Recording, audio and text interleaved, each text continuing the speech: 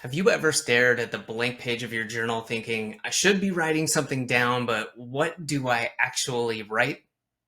Yeah, I've been there too. And honestly, most people don't need a fancy method or an involved process, but you do need a little direction and some reasons why you should be doing this.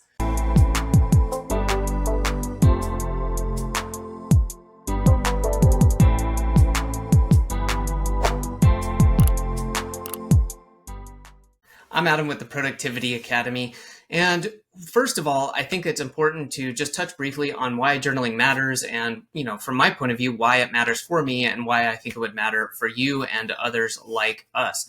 Journaling can help in a lot of ways. And one of the most important ways is to clear your head. Each of us starts the day, the week, the month, or whatever it is, with some amount of things floating around in our head, bouncing around. And whether it's actually stressing us out or they're just vague ideas that haven't kind of been realized, getting that stuff out and doing a brain dump can be really, really helpful. And again, as I mentioned, if that's causing stress, you're going to reduce stress. If you just have some vague ideas that aren't kind of realized, it can help you really get more specific with that. Like, for example, I have an idea for a project and I've been kind of thinking about this one thing. Well, by writing it down, it's going to force you to clarify that a little bit. And while it might not be the end result thing you do, it's going to help put you down that path and get you going in a direction. Additionally, this can really help you prioritize your day. Depending on what you're journaling about, this could be a way to write down, hey, what's important to me today? What's the big plan? Am I working on a project? Am I working for somebody else doing something? Do I have certain things that need to get done?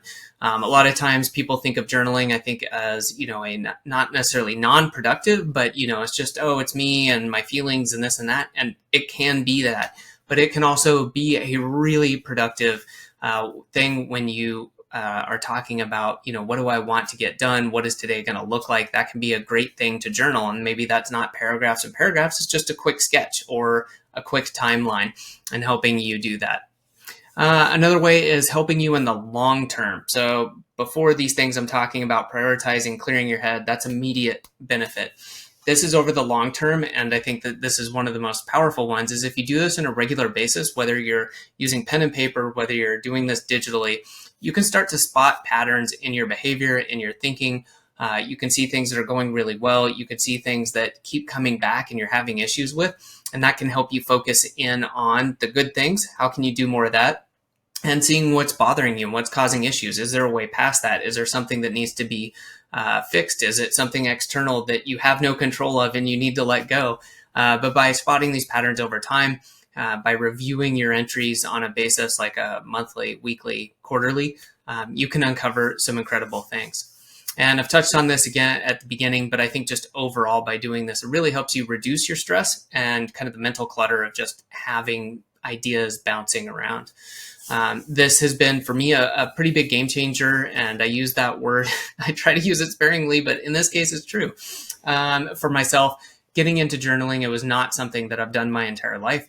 And getting into it and just a few minutes a day, this has really helped me to have all of these benefits I've just mentioned. And the really big one is over time when I do my quarterly reviews. And now, incorporating some AI into it to help me identify patterns, even though I still go through and do a look with my own eyeballs about what I've been writing down and kind of combining that and starting to see these patterns. And then on the yearly basis, reviewing the quarterly ones. And this stuff doesn't take that long. It can take 10 or 15 minutes and just seeing like, oh my gosh, okay, I see the pattern.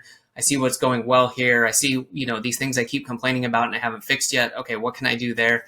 And as I mentioned too, like maybe what things am I complaining about, but I have absolutely no control over. Maybe I need to work on letting those things go. And I've found that to be one of the best benefits. And setting all of this up and getting yourself started, one of the things that I've heard from people is, it can be tough if you're not sure how to get started. What's the best thing? What prompt should I be using? Should I be doing this digitally? Should I be doing it with pen and paper? So I put together a free course, and this is not some overwhelming challenge that you have to complete 90 days of intensive 3-hour journaling. This is 7 days, a couple minutes. It's delivered via email, And it's just, if you're not sure how to get started, if you're having trouble sticking with it, if you're like me and you tend to overcomplicate it and you're looking for like the best template and you've got to get all that stuff in order before you actually start journaling, then, the 7-day course is just enough guidance, one short idea or prompt per day, and with an action item to get you started. It's got room for you, and I highly encourage you to make it your own, to try using my ideas and the things that have worked for me and then personalize it for you. And really, it's a chance for you to build this habit in 7 days with low friction. So I find that it's good, especially for beginners, but also for people who want to kind of reset or take another look at their practice and go from there. So the link you can find down below as well, and get started on that. It's a free 7-day course, like I said, delivered via email. So on top of this, if whether or not you decide that, I want to try this out, I do want to share a few quick tips that I think can help you, no matter if you're getting started or you're already journaling. And tip number 1 is pair it with a habit. Okay, so habit stacking.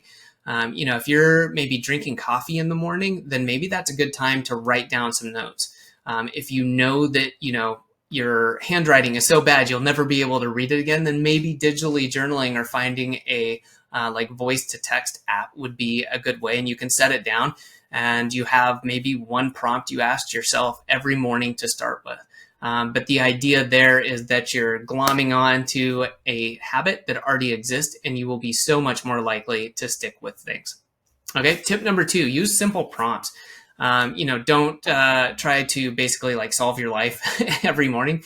Start with one thing. If you're having a hard time, you can start with something like, what am I grateful for? And go from there. It doesn't have to just be that, but that'll generally get you started on a good path in multiple ways. One, you're thinking about good things. What am I happy about? Even if you're having a bad day, there's something that is going good, and that can help put you in a better mindset. Or you could say like, what went well yesterday? Perhaps, what am I excited about today? Again, just pick one or two and start with that. And you can definitely, and you should add and adjust these over time. You're probably not going to stick with the same prompts forever.